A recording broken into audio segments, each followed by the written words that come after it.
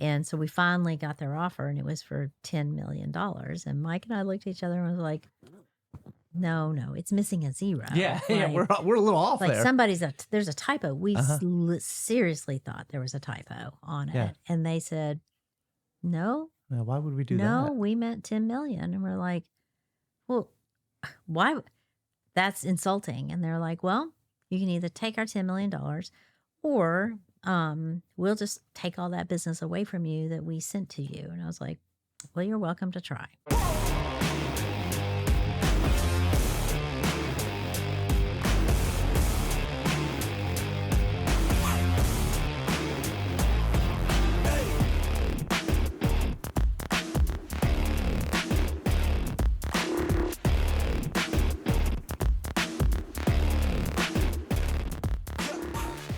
Okay, everybody, I've got Dana Bowers today here at Treehouse Talks. Everybody, Dana Bowers. Yeah. Thank you so much for coming and doing the show. This one should be easy. I think I know some of the story.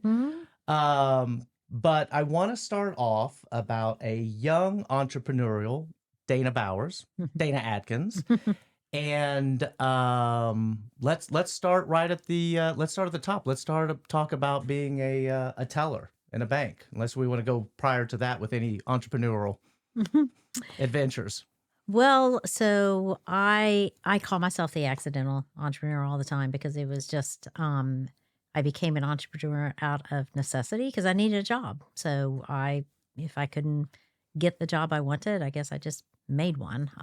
But it was really just out of necessity. It is a long story that that I don't find particularly interesting. It's just fairly normal. I had 2 babies, and after the second one, found myself looking for employment, and a group of people and approached me to say, why don't you go put this thing together that would replicate some payment things that I was doing at the bank, but we'll do it on a private scale. And so I was like, well, I do need a job, so okay. And that just, that's how it happened. I never did really set out to be an entrepreneur because, as you know, my mom and dad were both civil servants, but my grandparents were. My grandparents on my mom's side were.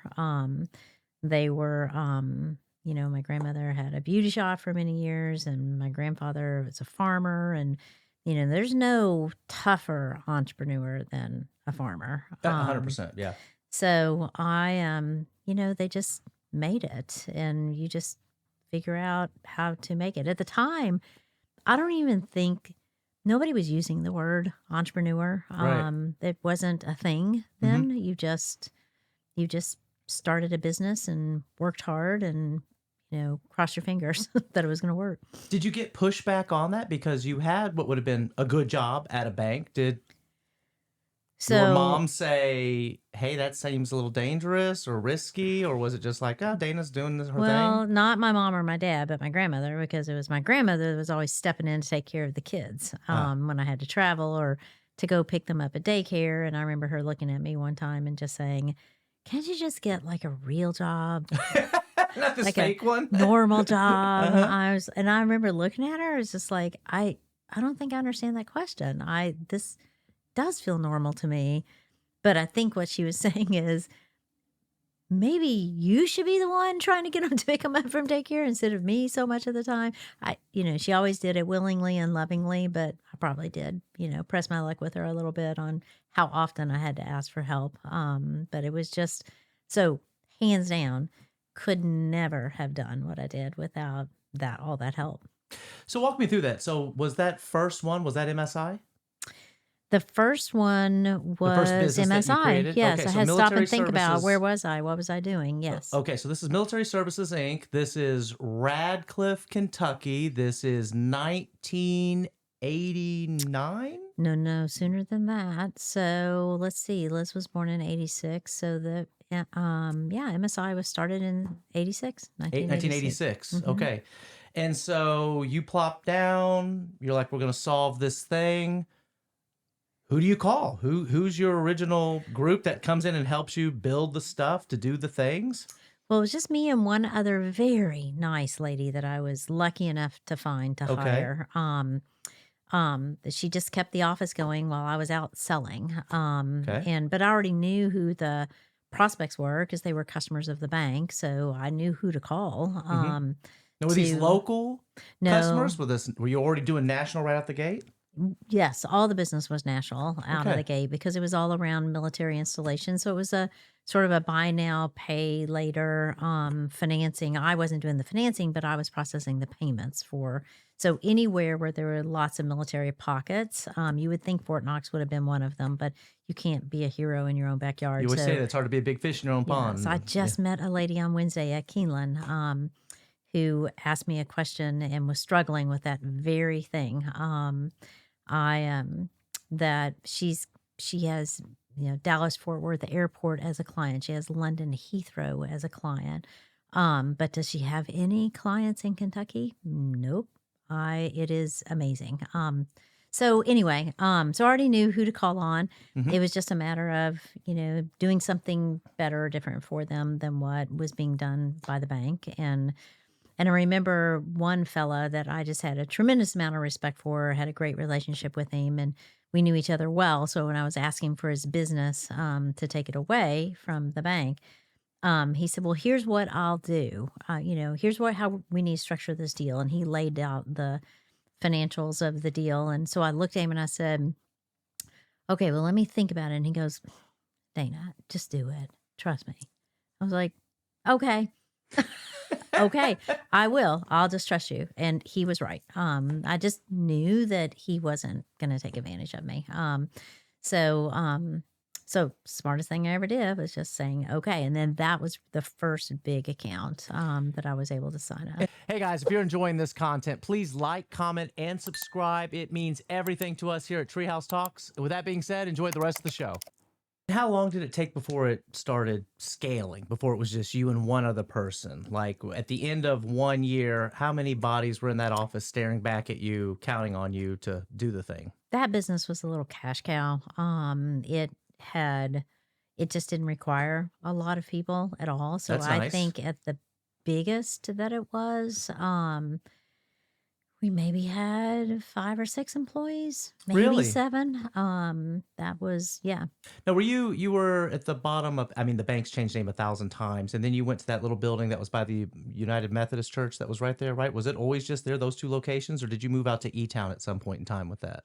Oh, yeah, I forgot about that building. There's been a lot of buildings in my past. The It did start in the bank, right? Were you in the bank? You had like an office in the bank for a minute, or am I When making I that worked up? for the bank, but Okay, then but the once it went business went to the private, one behind it, back there by the church. yes. Okay. And so that was the first office. And then that's not true. The first office was in another building in Radcliffe. Well,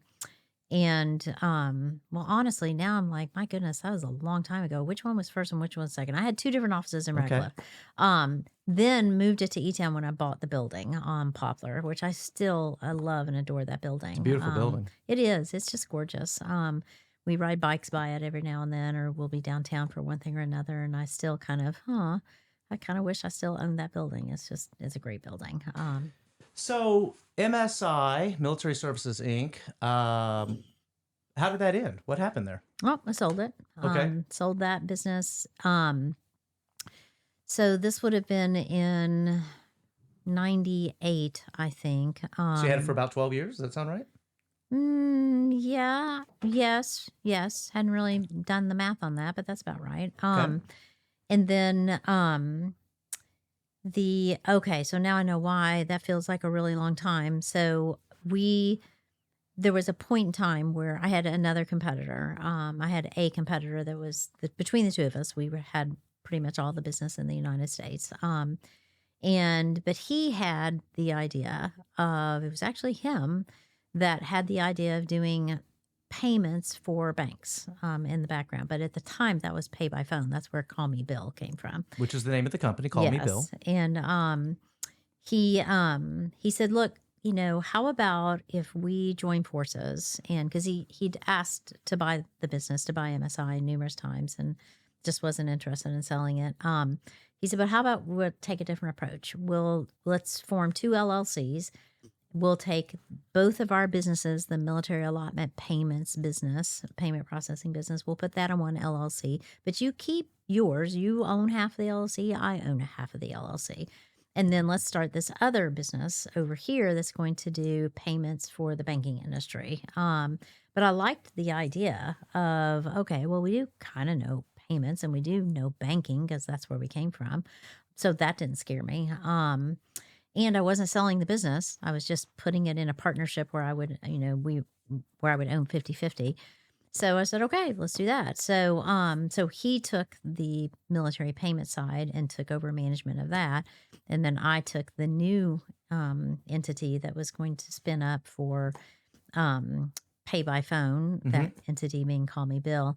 But I look back on it and I was like, well, I wonder why did I agree to that? Because he got the one that has just crap loads of cash flow and, management in place and structure and customers. And I mean, it was a well-established, well-operating business. And I took the one that had no customers, no software, no money, no Well, you were the salesperson. nothing. You needed to go build that. Right. So I That's guess probably what so. happened. You Yeah. guys probably sat down like, Danny, you're the salesperson. I don't remember him ever saying that to me. That probably was just Understood. they understood that, if either one of us was going to take a startup, it probably should be me. Yeah. So that's what I did. But it was pay by phone. I still laugh at, we literally, you would punch in on the phone keypad the vendor number for who you wanted to pay and how much you wanted to pay them. And we really thought that was big technology back then. And I remember customers saying, well, we sold this to banks for them to sell that to their customers. And I remember a bank saying, well, okay, so what if a customer says to me, well, what if I'm just not home, when it's time to pay the phone bill? And our answer was, well, you just unplug the phone. You just take it with you when you travel. And I look back and I'm like, did I really say that? Did I really say that? And they said, oh, okay. Well, I guess I thought somebody was going to buy it. But they did for a while. But it wasn't long, thank goodness. Not very long at all, probably a year or so before all of a sudden the internet became a thing. And so the next move was you should be able to pay over the internet. And so that was, and I remember not having a clue what the internet, I thought the internet was AOL. I thought I had an AOL account. I did not understand the difference between email or internet. It was all very confusing to me. But I did it anyway, and we just, built a web interface for people to pay their bills online. I don't even remember what that first interface looked like. I'm sure it was just awful ugly. Probably. Well, let me push on this for a second because as we're sitting here and we're talking, and for anybody that's listening that doesn't know where Radcliffe, Kentucky is, this is not a booming metropolis. This is a small town that is south of Louisville. Did you have any peers? Did you have any friend groups that you could go, like you're talking about, oh, we're going to have these two LLCs? Or there are people today in 2026 that wouldn't be thinking that way. How were you navigating these? Did you have a mentor that you were going to that was helping you? Well, here's how you do this, Dana. Or did you have a set of other peers, other ladies that were running businesses saying, well, I tried this? I mean, how were you navigating this? I did. I was very lucky to have mentors every step along the way, and they were just sort of accidental mentors. I had the same fella that said, trust me, this deal's good for you, just do it. He had a good friend who was also his attorney for his business, and I needed an attorney for something, and I don't remember what it was. It doesn't feel like it was something litigious, but I can't remember what it was. And I was talking to him, and he said, oh, let me go get my friend Colonel Clary to help you with that. He was a retired Marine colonel, mean as a snake, but thank goodness he liked me. So he, for some reason, liked me and just decided to take me under his wings. And one day he just looked at me and said, why do you have these partners with you over here in MSI? This is really silly. We need to just buy them out, and they are adding no value whatsoever. So he helped make that transaction happen. And so he was a good mentor. And then I had a client during the I guess that was during the military, during the MSI days, that also was very interested in helping me succeed. Just, you just make friends along the way, and Mm-hmm. people who are older than you and seen the movie before. So but then it wasn't long after I guess the Call Me Bill had converted to internet versus phone. Um, and it wasn't long before I met Mike. And, then we became friends, and we just had a lot of in common. My husband, obviously, you know who that is, And he was but based in Georgia at the time? yes, Okay, and is that yes. NetC? Was he with what? Yes, so that Okay. was NetC Okay. because so we moved from not selling MSI yet, just putting it into an LLC. Did eventually sell it.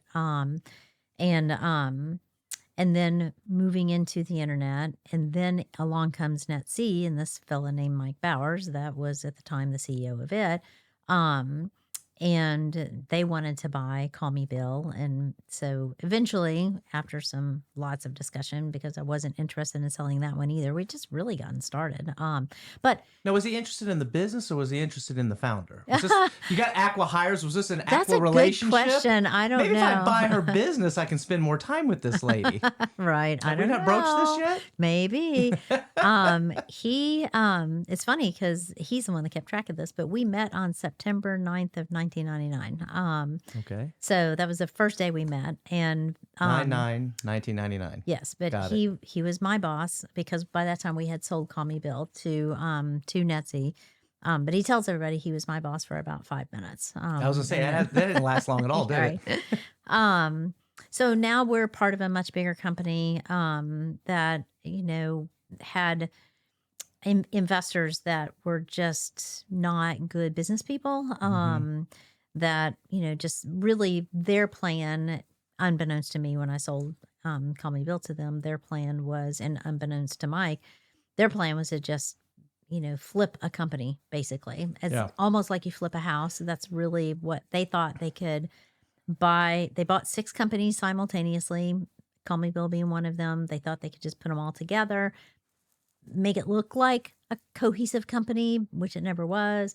And then somebody would come along and want to buy it from them, and they'd make a lot of money, because remember, this is now 1999, 2000, all during the .com era. And everybody thought, And you had an internet company and with I had, revenue. right, Yeah, you weren't yes. pre-revenue. Like, hey, we actually are making money We here. actually have revenue. Yeah. Turns out that it was our company, Call Me Bill, that had the most revenue out of all of it, or the most reliable revenue. Um, so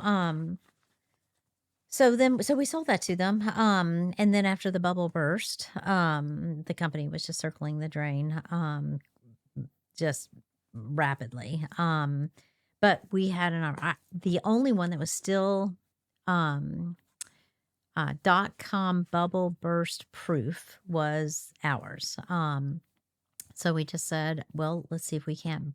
They're selling this off at auction, basically, in pieces and parts for whatever they can get for it, because it's just, going downhill fast. So let's see if we can buy back what we sold them. So it was a little tenuous, because they just, at that point, they didn't have a lot of incentive to really, the writing was on the wall. It was kind of like the Alamo, and they didn't really care if they sold it to us or not. We cared 10 times more than they cared. But we finally, in May of 2001, were able to get it back from them. Okay. And then once it became ours and we're in the internet, then we were able to run it like a real business. And, that's when we bought it back, is when it was renamed to iPay. Technologies. Yes. LLC. It was all in the logo. That's right. It was all in the logo. Yeah. Okay, so we're now in the 2000s, and you were able to buy that back, the client base. But then the technology, We bought the technology. you bought the technology. Yes. Okay. It was still the same technology we sold to them. Got it. Okay. So walk me through this. So now we've got new company, iPay Technologies, LLC. And everybody was in Elizabethtown at that time? Was everybody? Yes. Okay, so this is going to be all the original folks that were at iPay. And we're like, okay, we're going to rebrand this, and we're going to go back out, and we're going to do online bill pay. Yes. Okay. At the time that we bought, Now, did you take on any investors to do this deal, or did you do we this just? did actually. We Okay. had somebody that, I'm trying to remember. We bought it. I sold Call Me this. I wish I could do a few more like this. We sold CallMeBill for $3 million, and we bought it back for $1 million. Okay. And when we sold it, we had 150 customers, and when we bought it back, we had 300 customers. So it was not a bad deal. Yeah. But for $1 million, I mean, when I sold it, I didn't own the whole company, so that $3 million wasn't mine. It wasn't like Right. I had that in the bank. But didn't that feel like so much money back then? It did. Like, as you're sitting here now, you're like, oh, yeah, Right. I'll do that on a Sunday Right. afternoon. Let But me get my like, checkbook out. but 25 years ago, you're probably like, ooh, we got to this is a lot of money. I it got to find $1 million. was. That's exactly right. Yeah, I'm sweating. I didn't have $1 million sitting around. Yeah. I had borrowed $750,000 was the biggest loan I'd ever had. When I bought MSI back from those investors. And the crazy thing, so this would have been in, oh goodness, that probably would have, I think about all of that. That probably would have been in the mid 90s. Yes. So when I bought them out so that I owned MSI 100% by myself, yes, that would have been around the mid 90s. I didn't have $750,000. So a friend of mine took me to the bank in Louisville and said, I want to introduce you to this lady. She's doing a good job with this business, blah, blah, blah. Take a look at this loan. So they loaned me $750,000 on my signature only. That was Wow. it. No other collateral. And Okay. I've still Has to it always this been that day. easy? No. No. No. People don't just I let you mean, sign something. And they give you Right. money? I mean, I look back at that and I'm like, why did they do that? I mean, I don't know if I just had a little angel riding on my shoulder or what, but there's no explanation for why they did that. The only other thing they wanted was an insurance policy, a life insurance policy, just in Okay. case something happened to Yeah, me. So, that's normal.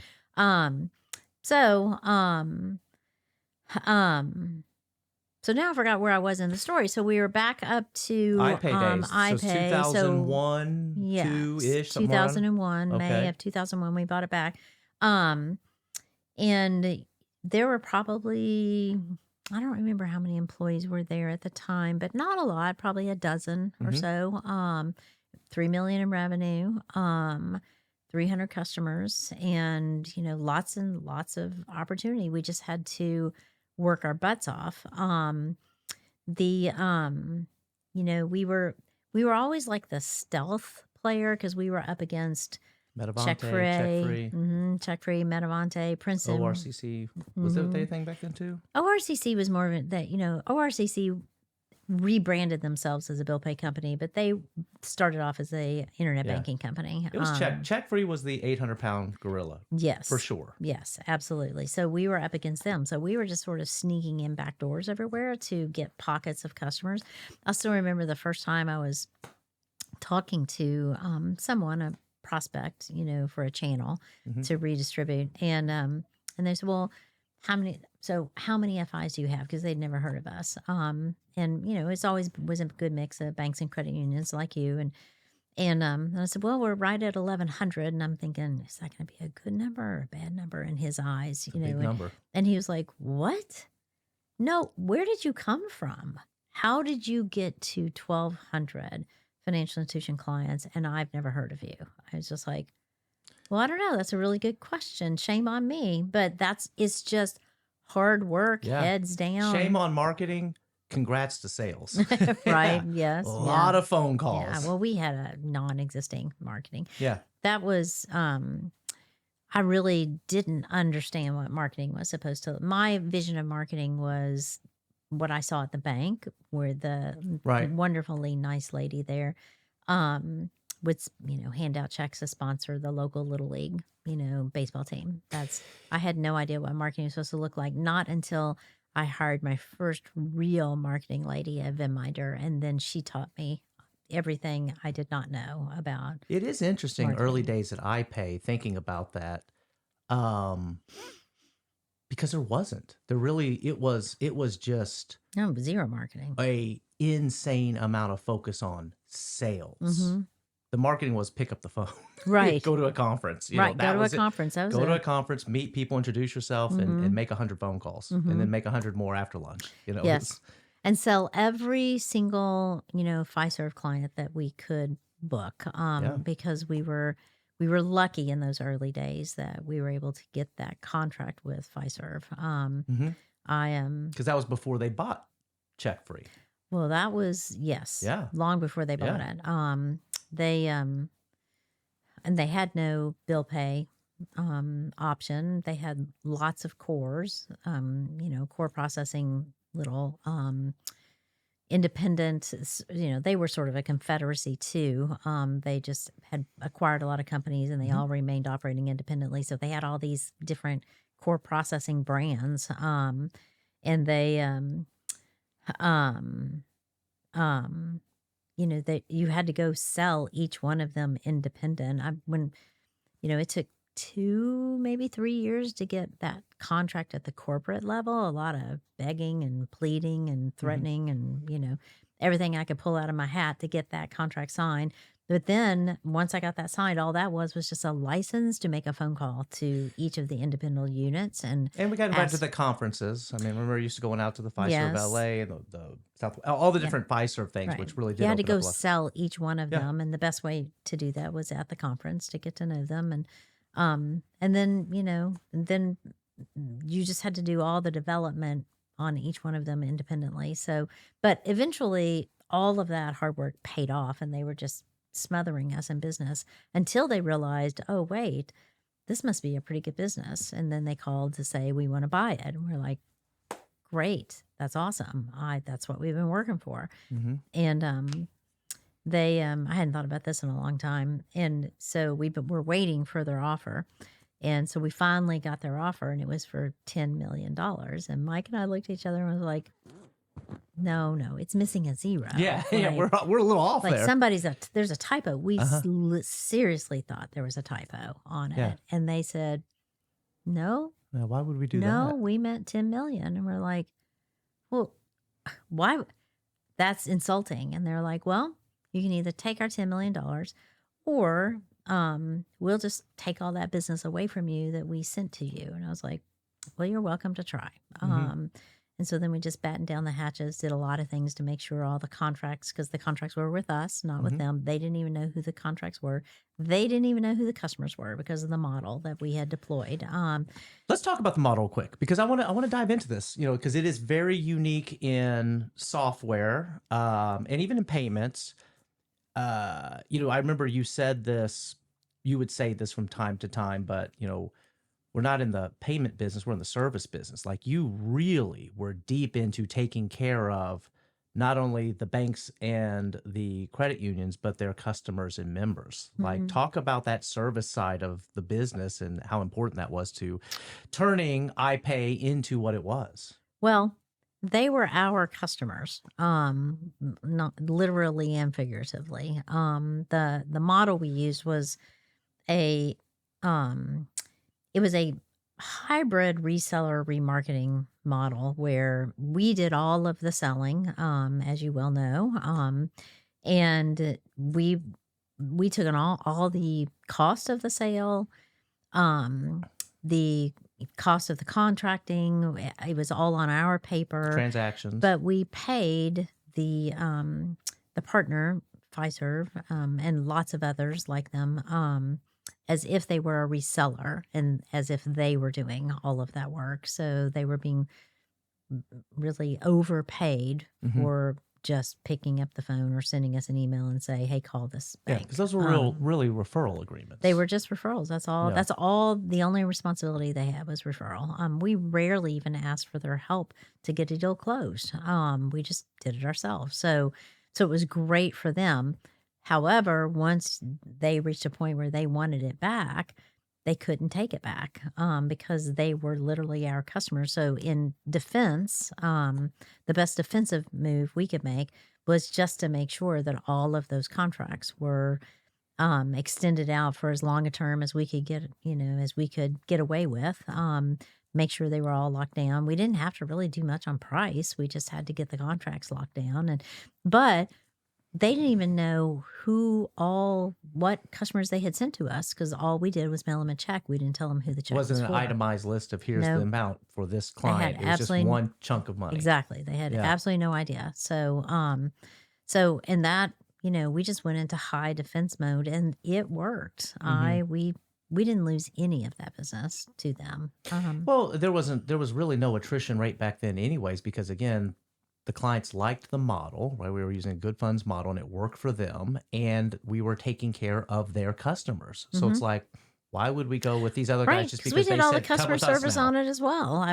All the users of the bill pay system called us if they had an issue with a bill not getting where it was supposed to.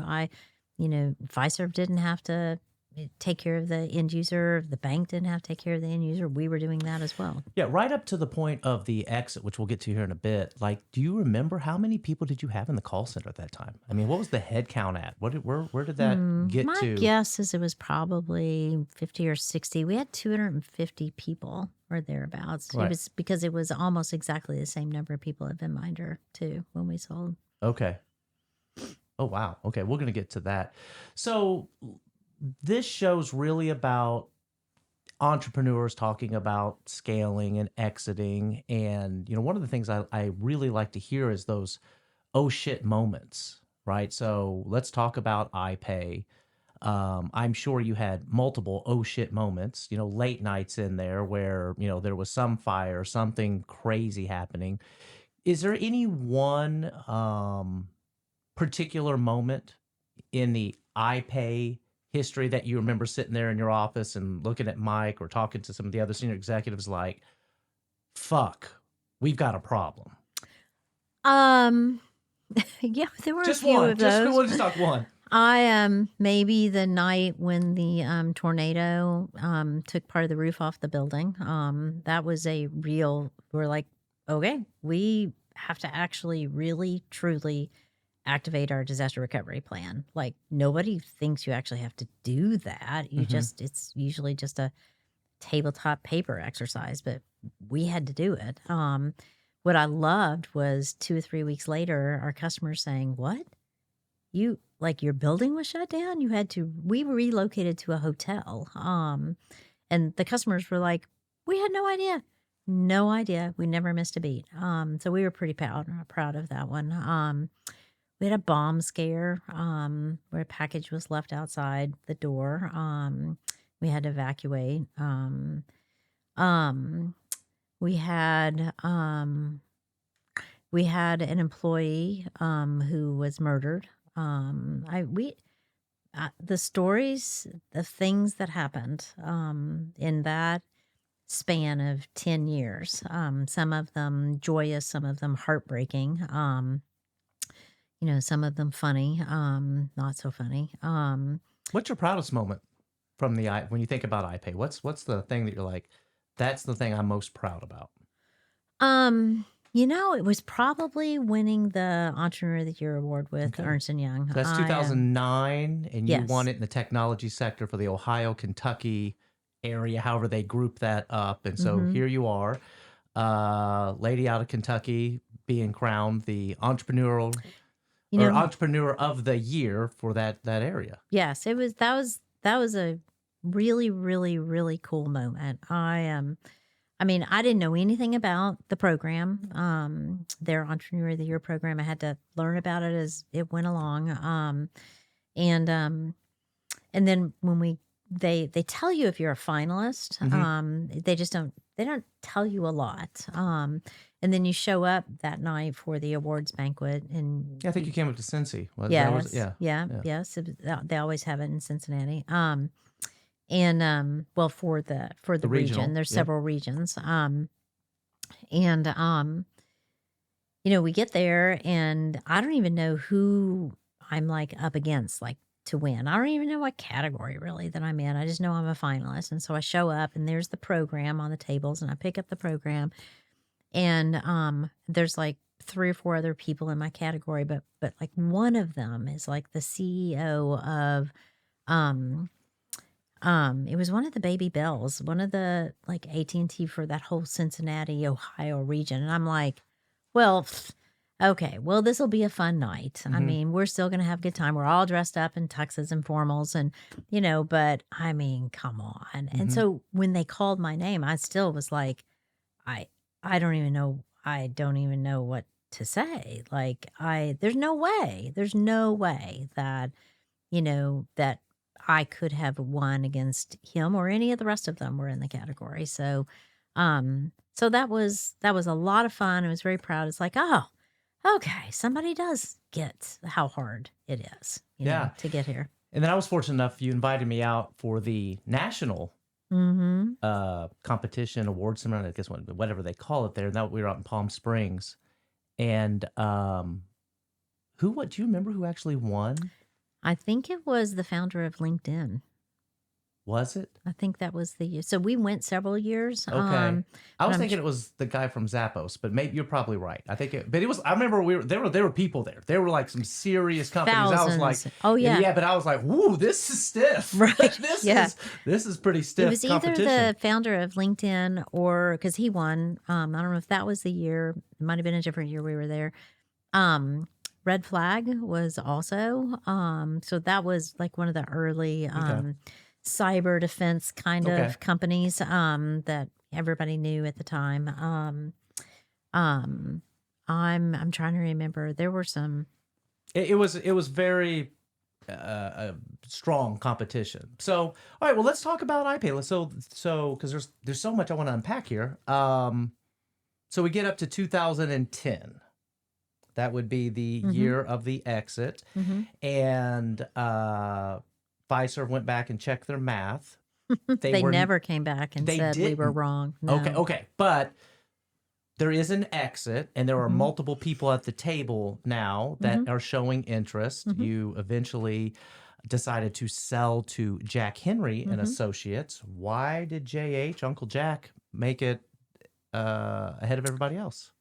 Well, it was a no-brainer for them, and it really felt like a no-brainer for us too.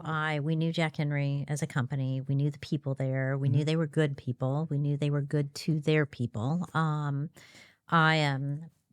had bought Check Free. FIS had bought Metavante. It was us and Jack Henry were the two that were left. It's sort of like here's the bride and the groom and all the bride.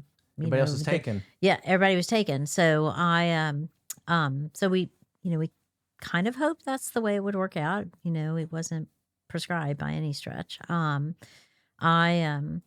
But there were a couple of other really good alternatives to Jack Henry as well that I would have felt just as good about selling the company to them. And folks weren't way far off on price on their bids with each other. This just felt better. Well, it was who could make the final stretch to the number that we were looking for. And Jack Prim at the time was able to make the stretch. It wasn't a huge stretch, but he didn't say it, and neither did I. But I think we both just knew, look, this is the right, marriage of these two companies, and I think they would still agree with that to this day. They've done well on the deal. Yes. Yeah. Yes. So the exit price was $300 even. Okay, $300 million, 2010, and I don't think it's any secret on that. They've made a multiple off of that investment in the past 16 years, which is crazy to think. 16, yeah, I guess so. It's 2026. I know. It really does fly by. I think they would tell you. Do you have any regrets? If you No. if you could go back and tell 16-year-old younger Dana, say, don't sell it, keep it independent, keep driving this thing. No, it was the time? right time. Because by that time we'd hired Bill to come in and help us go that She's last talking year about or two. Bill Reddy, Yes. Who had came in. You hired him originally as the CFO for about 3 hours. And So funny. mean, We love to tell that story because, by that second time you time hired Billy. it was, yeah. First time, remember, I brought you to him. I Yes. said, hey, I've got a buddy of mine. And you're like, what's he doing? I was like, I don't know. I think he does something in technology. Next thing I know, he's out there at the office and you've got a pager on. We're like, okay, we needed somebody in IT. I can't even remember if he was That was writing in code. 1999, 98. Yes. So that would have been pre-iPay, I guess. Yeah. Does that sound right? Bet you a dime to a no donut there is still code in there that Billy wrote You back ask from Billy, way he'll back tell you about then. his code in all kinds of different companies and his Yes. patents sometime. I'm going to get him on the show. We'll ask him Yeah. about his patents and his code. But Yeah. yeah, maybe. Yeah. Maybe. It's probably still rolling around in there. Uh-huh. I So we hired him the last couple of years of iPay. Well, it started off because we needed a CFO, Mhm. and he had, of course, Was it McKinsey at the Humana. time? Well, he was Humana at Harvard and then McKinsey, and so Okay. he was at He was McKinsey. at McKinsey and And Company. we had Okay. gone to Chicago, had dinner with him and Lucy, and and I looked at Mike and I was like, we really ought to talk to Billy about, see if he's interested in the CFO. Neither one of us thought there was a chance that he would like to do that, but it worked out because he said, I've actually been thinking about, do I want to stay here at McKinsey, work towards partner? Do I go down that path?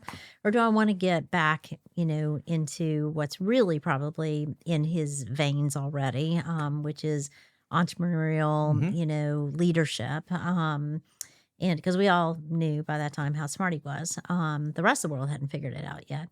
And so he was like, well, it's actually might be interesting timing. So then we went back to our investors from Spectrum Equity and Bain Capital Ventures and said, so we have this guy, because we had hired a CFO and fired him within 2 weeks. He was so outrageously bad. It's like, how do you ever get it that bad wrong? But we did.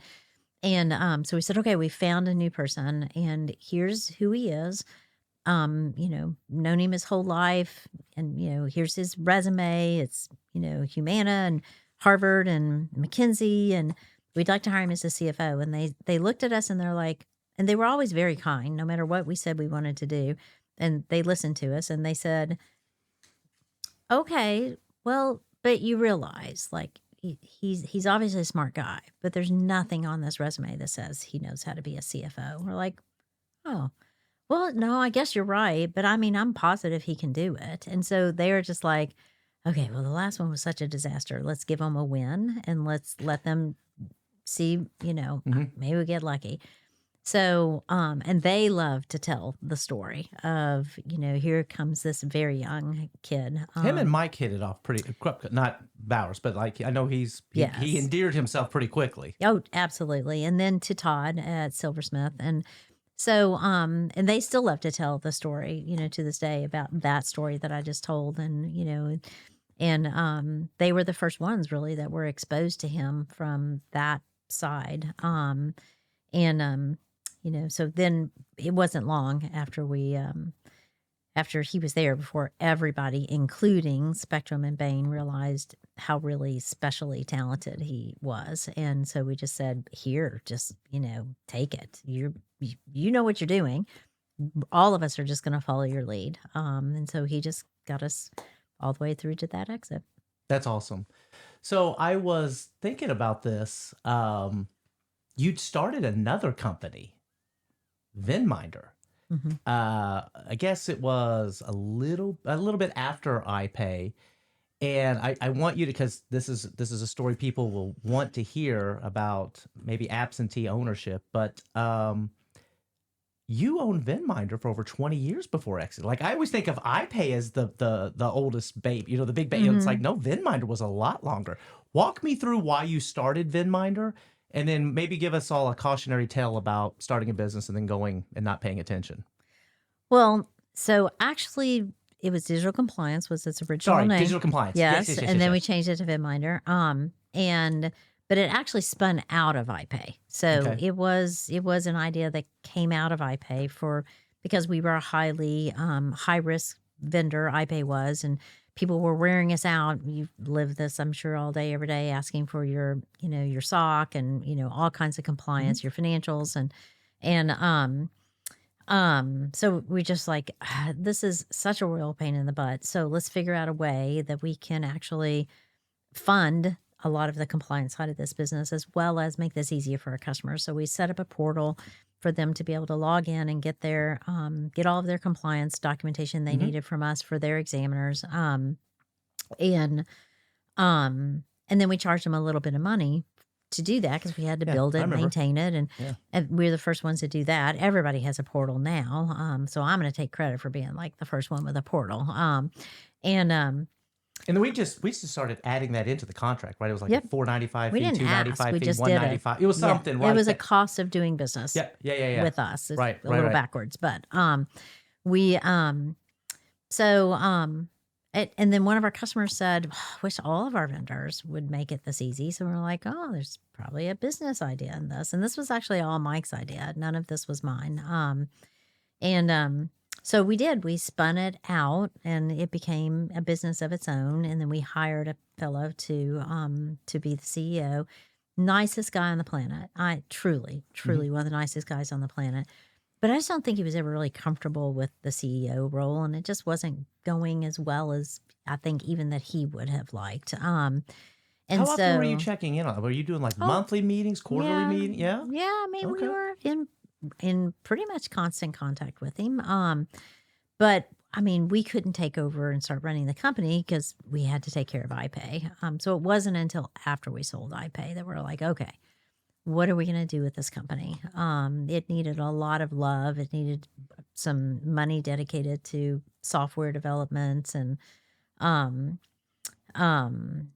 just we needed to move it from Montana, which is where the other CEO was, back to Kentucky where we could be more hands on with it. Or, the other option was we could just sell it and be done with it and go to the beach.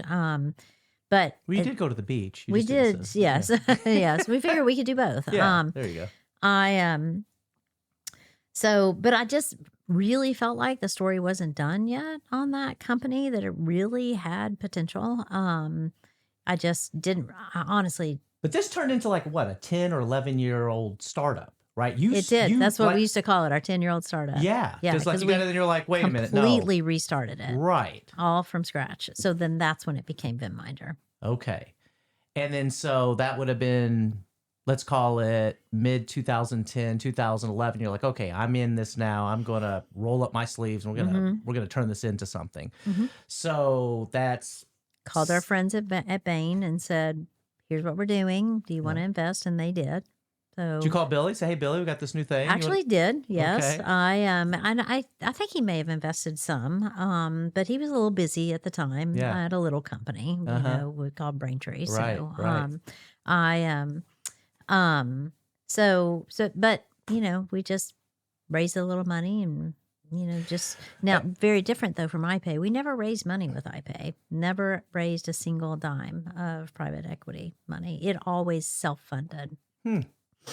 So with Venminder, at what point in time did it click like, oh, this is going to work? I'm turning this into something. Was it right away? Was it ups and No. downs? That was Venminder was probably 2 or 3 times, 10 times harder than iPay was. Why?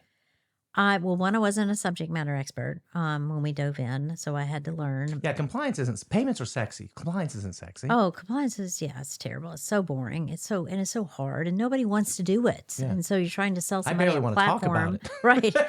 I mean, come buy this platform for me to do something that you don't want to do in the first place. So it was hard, and the whole topic of vendor risk was, now it doesn't feel complex to me, but at the time it felt really hard.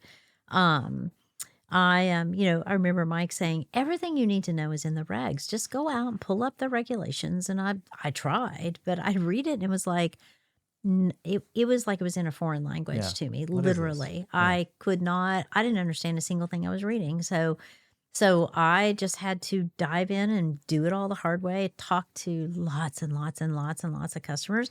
And that's really, I was trying to sell them a platform while I was also trying to learn from them. And so it was all those customers that taught me everything that I needed to know. I still remember we were probably 5-6 years in when all of a sudden one day I was like, oh, I actually feel like I know what I'm talking about. I can actually debate with someone Okay. versus just hold a conversation. So it was hard. And it was a very different so iPay was a channel-based business. So we had all of our, 90% plus of our leads came to us from our channel partners. I thought I could do the same thing with Venminder. Nope, never. We always said at iPay, internet banking and bill pay were like peanut butter and jelly. They just went together. So you just go find the people who were doing internet banking and they'll plug you in to be their jelly. And Mhm. it just was easy. Not, you still had to do a good job and know how to sell something, but it just made perfect sense. There was no peanut butter and jelly at Venminder. So we had to figure out how to do a direct sale platform, which I'd never done before. So lead gen people, outbound dialing, inbound marketing. That's when I met Deirdre, Mhm. Deirdre Grubbs, who I said earlier that was the person who taught me what marketing is actually supposed Yeah, to she's look like. amazing. I, I was just, I mean, I would just sit and listen to her and be like, oh, and then she was so patient with me because she'd have an idea about something we need to do. And I was like, yeah. And let's do this and this and that. And she was like, well, that's taking this and turning it into selling rather than marketing. Imagine that. Oh my gosh. And still to this day, I still just naturally fall over, on the sales side. I was meeting with a lady here about a month ago about she does a lot of she says she is a marketing person, and so she does she can help you build a website or social media or whatever it is that you need to have done on the marketing side. And um I'm sitting there, this is regarding the franchises we're doing now, and I'm sitting there listening to her, and I was like, and that's the reason why I don't do marketing. Not one single thing you just said to me would I have ever thought of, but everything you just listed is brilliant. It's Mhm. exactly what we need to do. I never would have gotten there. Never would. I can't. It's just not in my DNA. So I want to talk about the franchises because this is the oddest thing ever, but we're It really is a big departure. it's a if there's a way to get more 180 or different, like maybe I don't even know. But so But there 2000. is a reason. It makes sense. Okay, we'll get there. So let's put a bow on Venminder. You exited this company, you sold it. That was 25 or 24? 24. 2024. It's been 2 years, maybe a year Mm-hmm. and a half, two, Year and a whatever. half. Okay. So what brought you to that point? How did you get to that? How long have you been thinking about this would be another great company for us to package up and move on? Walk me The through the thought business kind process. of tells you when it's time to sell, or the market will tell you. You'll start getting a lot of inbound interest. Obviously, $10 million offer from Fiserv all those years ago was not a real offer. Right. I so we knew at the time that doesn't trigger anything. It's like, oh, maybe we should go, run a process and see, what other people might pay for it. But eventually, it all just kind of comes together. Your gut, is one thing that, you and I both trust, our guts. The market starts telling you because they start dialing in to ask you if you're interested in selling. You'll reach a point in the company too where you'll realize, okay, I've hit a big milestone. Mm-hmm. And so now I have a decision to make. Do I want to go the next 3 to 5 years to get to the next milestone? Or do I sell it to somebody else at a good fair price that I know can take it to the next milestone? And because you always want to leave something on the table for the buyer. You can't squeeze all the juice out of that orange and then think somebody's going to want to buy it. They have to see potential and growth in it as well. So you just sort of know that it's the right time for you. Maybe if it was somebody else that owned it, might not have been. But Mm. for us at our age and at our, sort of cycle in life and with that company, because by that time we'd owned it, like by the time we sold it, we owned it for like 10, 20 years. Yeah, as the total bit, yeah, over 20 Yes. years. That's what I'm Yes. saying. When I was thinking about that, I was like, is that right? And it is a hard business. So when we got to that point with Venminder, it was like, yes, Okay. it's time. And no regrets there either. No, no, no, No. I don't wish I owned it still. Okay. Well, then I that's an easy gut check right there. It's like, Yeah, do you have any regrets on not? No, I don't. I'm good. yeah. Okay. All right, here we are. We're 2026 now. Serial entrepreneur. You've had all the accolades. Entrepreneur of the Year, Kentucky greatest businesswoman of all time. I mean, all the things. You name it, Dana's won it. And I remember you had called me and you were talking, or maybe we were down in Florida and we were having a conversation. And you started talking about these franchises Yeah. that you wanted to get into franchises. And I'm like what, like ATMs or like what kind? What's a franchise in the banking sector? Like what is it? Right. But you're like, oh no, tell everybody what you are actively involved with because it's not one, it's a lot. Let's go down this path. And how did we get here? How did we get to franchises?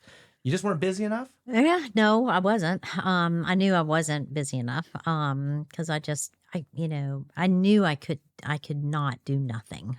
That just wasn't gonna work. Mhm. So we so we just, I'm trying to figure out. There was a time when we thought we would actually go into the cannabis business and open Right, it, you were trying to get that license, or trying to get they had a the lottery in Kentucky for yes, licenses, yes, right? but Okay. I'm personally not a cannabis user, but I know and love a lot of people who do use it medicinally. Mhm. And I do believe in the theory and the position of it is a good alternative to addictive pharmaceuticals. Mhm. So that was just a belief, even though I didn't need it or use it. But I honestly thought it would be a good business. And so I was like, okay, well, let's just file a license. You should have seen Mike's face when I said, let's file an application for a license for a cannabis dispensary. And I don't even think he said anything for like 5 minutes because he just didn't know how to answer me. And everybody else that we told was like, oh, okay, I'm trying to get my head wrapped around that. But that didn't work out. And things work out the way they're supposed to. We didn't win the lottery. Mhm. So then I was like, well, okay. It wasn't like I was uber excited about it. I could have gotten there. Mhm. And so then I was like, okay, I'm not sure what I want. Actually did start down the path of banking for the cannabis industry. That's tough. Because there is a certain, there are, a handful of banks that do that serve that industry. And there's lots of all these, adjunct businesses around Mhm. it that are really quite interesting. So, tinkered around with that for a little bit, but I could tell that wasn't right because nothing was really like, I never got to this is it Mhm. on that Mhm. one. Mhm. Some things that I was like, well, I could probably, do something with that or do something with that, but nothing that was just like, oh, the big light bulb came on. And, um, and so we were down at the beach and this was like in January. Walked over, had, lunch at Pliable Mm. and Delicious. yes. And I was standing there, I was like, why? I have no idea, but I was like, I wonder if this is a franchise. Like I'm just watching this is January and still people are lined up out the door. I was like, I wonder if this is a franchise. I know nothing about franchises. So I looked around. Sure enough, there's some brochures on the counter. So I picked it up, carried it back home, started reading it, went to the website. Well, there's a page that says, for franchisees, if you're interested in being a franchise, fill out this form. So I was like, okay. I mean, all we're talking about right now is, conversations. So got a phone call back from them, had a conversation with them. And so then I sat back and said, okay, well, okay. So if I really wanted to be in the franchise business, like what franchises? This I just tripped over because it's where I had lunch. So the world's my oyster. I could do any franchise I want. So which ones would I do? So then I just started, naming them off in my head. And it was like UPS, Chicken Salad Chick, Nothing Bundt Cakes, all the ones that I like. And so then I just started looking them up. And next thing I know, I'm spending like hours a day searching and researching all the different franchises and making phone calls, having conversations. Met people that I really liked a lot and respected. Met people that I knew wouldn't be right for us. And so after a few months of doing that, I was just like, you know what? I think this might be where we belong. I and I've said that to other people since then when they're like, well, why franchises? And I was like, you do the research, you spend the time, you'll know if it's right for you or not. If you just go spend 2 or 3 months, have conversations, talk to people, you'll know if it's what you're supposed to do or not. So that's where I got. So I said, okay, I want I some of the ones I wanted I couldn't get because the territories were already gone. Um Pliables I couldn't get because they have a very strategic development plan that is Mm-hmm. big cities first only. Our town is, according to them, too small. I keep telling them that they're making a mistake, but they don't want to listen to me. So so we are right now. We ended up buying a UPS store. We wanted to open a UPS store, and then found out the territory that we would want was already owned and operated. And so we said, well, okay, well, maybe we should just go buy that store. We got lucky. That worked out. That was like jumping on a moving freight train. That was hard. This is a high performing, high volume store. Thank goodness we're blessed with that.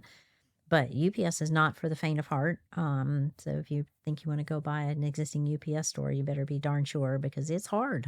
It's hard. But good news is it's still doing well, and we bought that as of January. And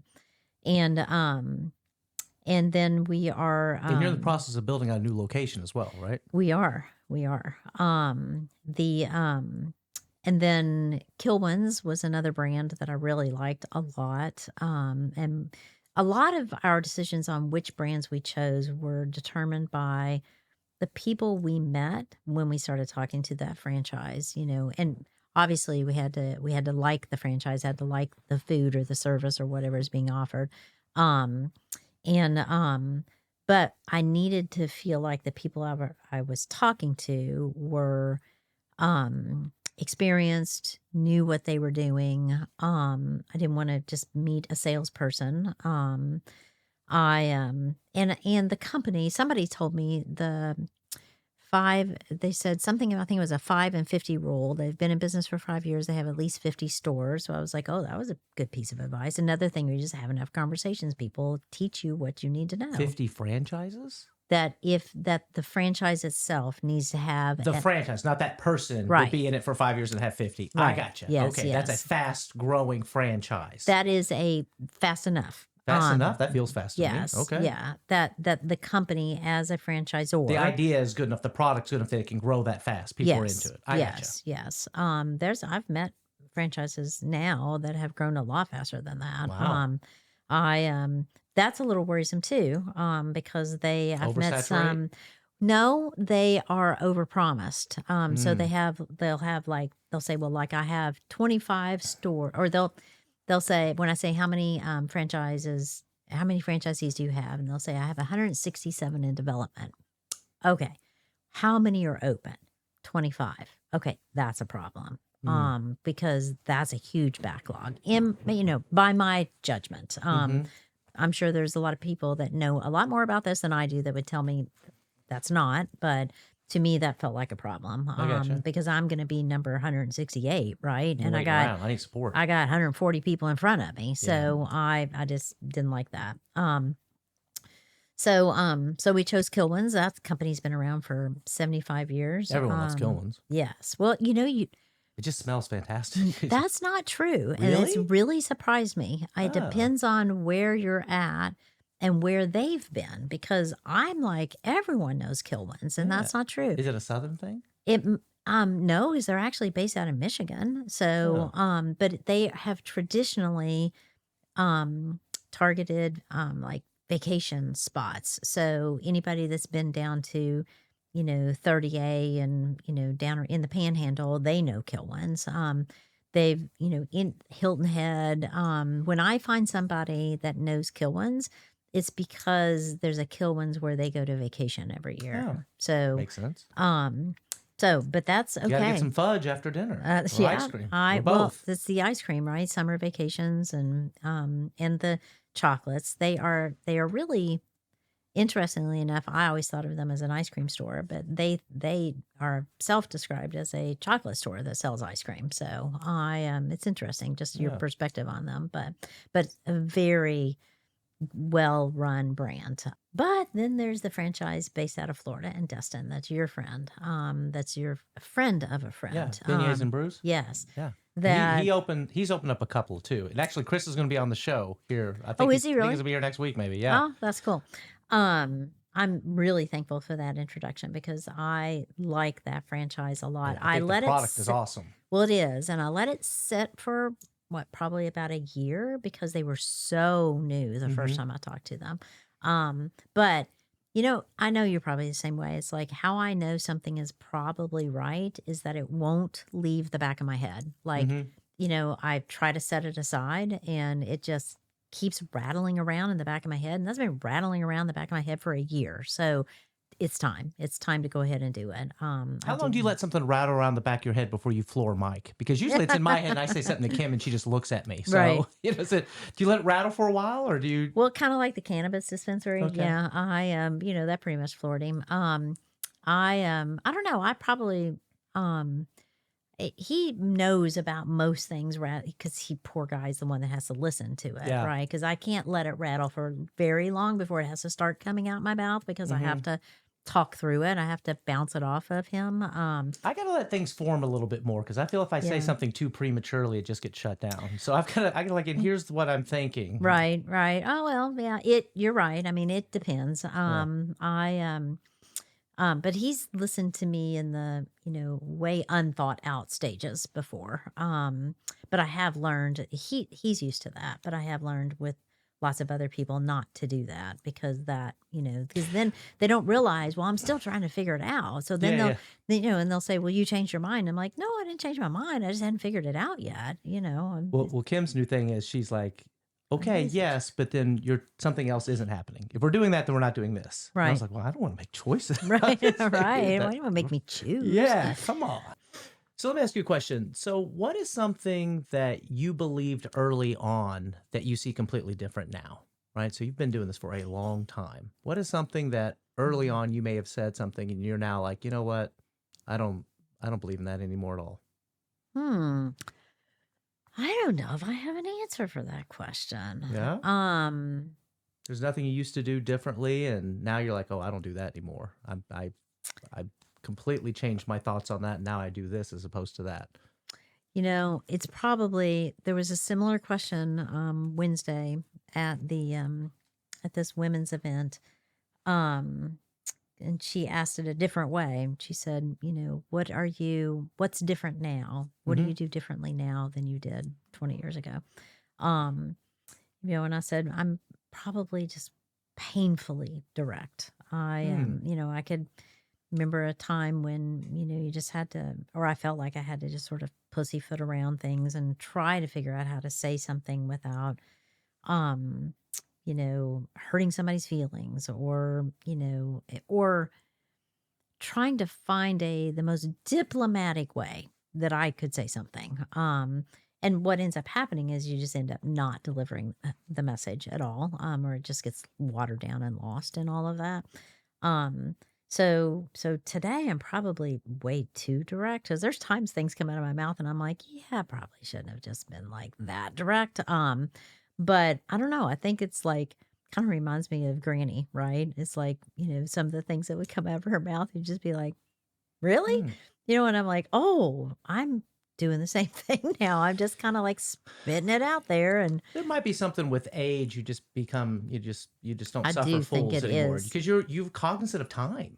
Yes. You are, and the more you think about time, and I know, I do this a lot. Like the more I really think about the concept of time and just how fleeting it is, like and I talk to people all the time. It's like you just can't be bullshitting. Like let's go. Like do it right now because we just don't have enough time. No, you're exactly right. I mean, and there's nothing like grandbabies that will do that to you too, because you just are like, what just happened? I mean, Where'd that little ham hock come from? Oh my heavens! I was on FaceTime with him this morning. His legs are this big. It's so big. He's so precious. I am, but it's because you're looking at the grandbabies and they're just repeats of the babies that were yours, and you're just like, where did that 20, 30, 40 years go. So when you're at these events, you do a lot of speaking. Is there a piece of advice that you hear that's commonly given to entrepreneurs that you're kind of like, I don't agree with that? Is there anything that you hear that maybe mainstream people are talking about that you're just always kind of like maybe biting your tongue thinking, I don't think that is good advice? No, everybody is um usually the question that's asked of me is what advice would you give to entrepreneurs? And my advice always is just do it. I was talking to a young lady this week. I was just like, I have such a hard time understanding when somebody has a great idea. And she was telling me about this idea, and I was like, Mm-hmm. that's awesome. That's really good. Like I could do something with that. Mm-hmm. Let's go do that.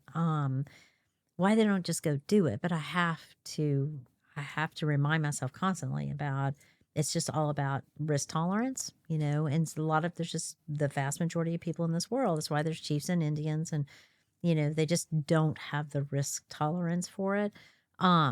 So back to your question, which is, I have folks come up to me and, like when we're at the, Kentucky Entrepreneur Hall of Fame every year, and they'll be like, I've always wanted to be an entrepreneur since I was a little kid. And I'm like, Do it. see, but I don't get that. Like, to do what?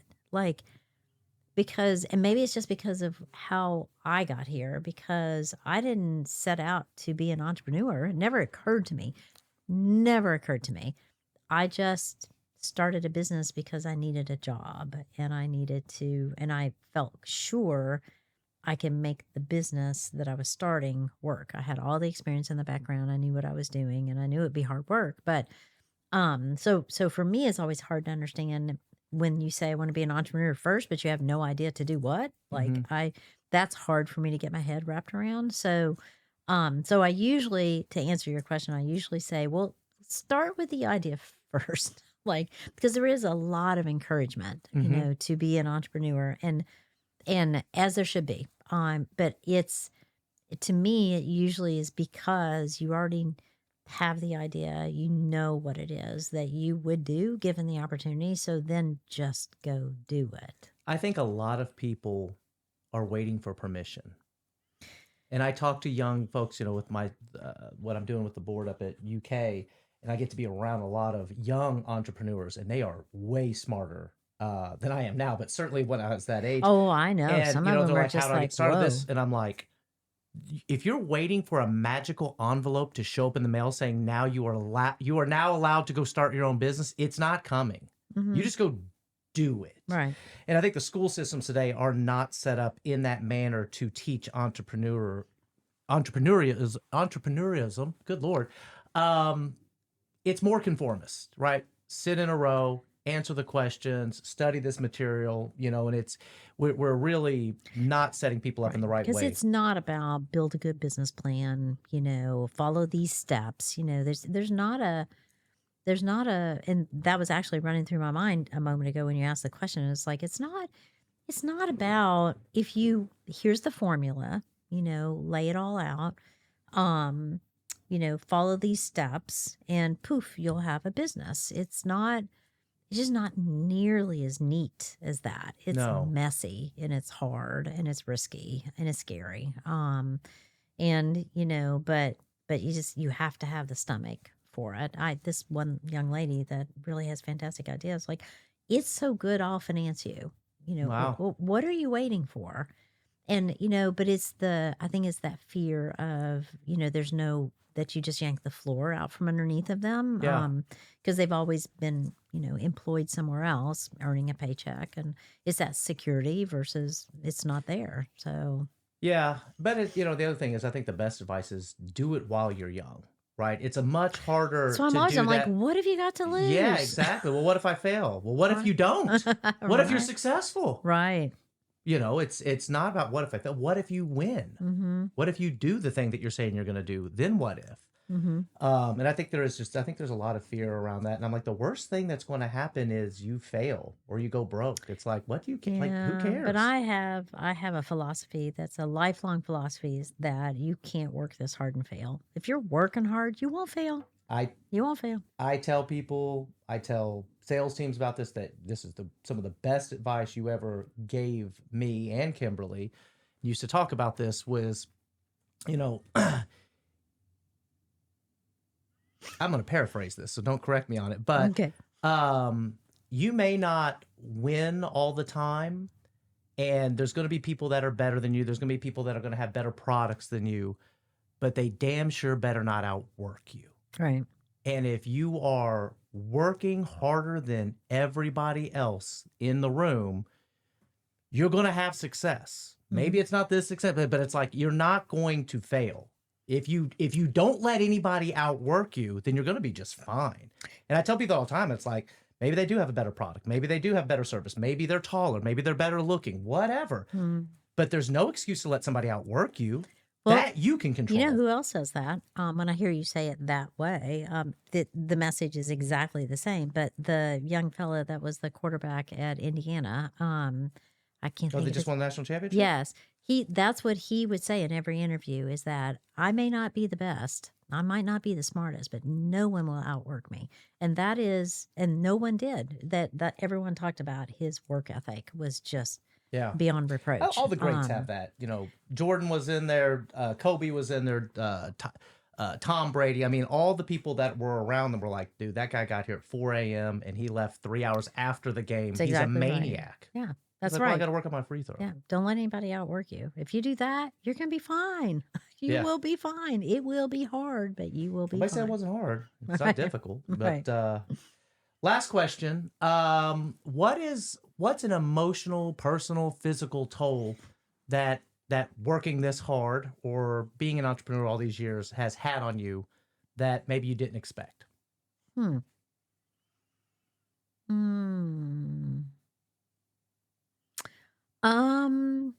Golly, I don't know. It was funny. Mike said to me here not too long ago, he was like, who would have ever guessed that after all of those years, 20 something years, 25, maybe 30 years of owning businesses, that were stressful, that after you sell all of that, then you decide to quit smoking, lose weight. He was like, it's the last thing I would have expected. And so that's probably the toll, that it took, because you don't have time to eat. You have to make time to eat healthy. My cigarettes were my crutch. They were just, things that I knew smoking was bad, but it didn't matter. Because I just couldn't imagine trying to get through a day without my cigarettes. Now I still, on a rare occasion, get a craving for a cigarette, but for the most part, I've forgotten about them. So that's been a year and a half. Congratulations. Oh, thanks. I was fat. I was smoked.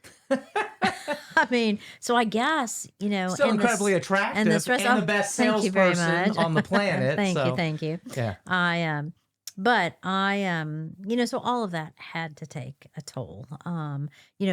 Like there's little things, right? Like I have my whole body's like eaten up with arthritis. Like they do, MRIs, and they're like every single joint, doesn't matter what it is, has arthritis, even my spine. And I'm convinced it's because, I spent a lifetime sitting in a chair. They say that the sitting thing is worse than smoking. Oh, I can imagine. Yeah. When we're done and I get up, you're going to have to pull me out of the chair. I can fake it while I'm sitting here, but oh my gosh, it hurts. So I think it's you don't, because it's just one day at a time and it's very, very slow. So hunched over a keyboard's not good. Trust me. I'll be in front of a screen for 10 hours like this. No, me too. And I'm like, oh, good. And I slump, and I just got this little cocoon, this shell I get into while I'm in there. And I'm like, oh my God, why am I also slumped up? And just like, sit up. Good Lord. Yeah, it hurts. I know. Yeah. But you have a much better regimen of, exercise than I did. I never did. I didn't have time. I was raising kids and trying to run a business, and there was no time to squeeze that stuff in. So I feel like now I'm feeling the toll of that physically.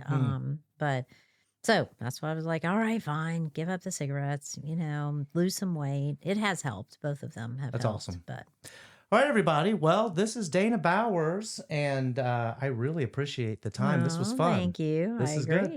All right, everybody. Dana Bowers. Yay!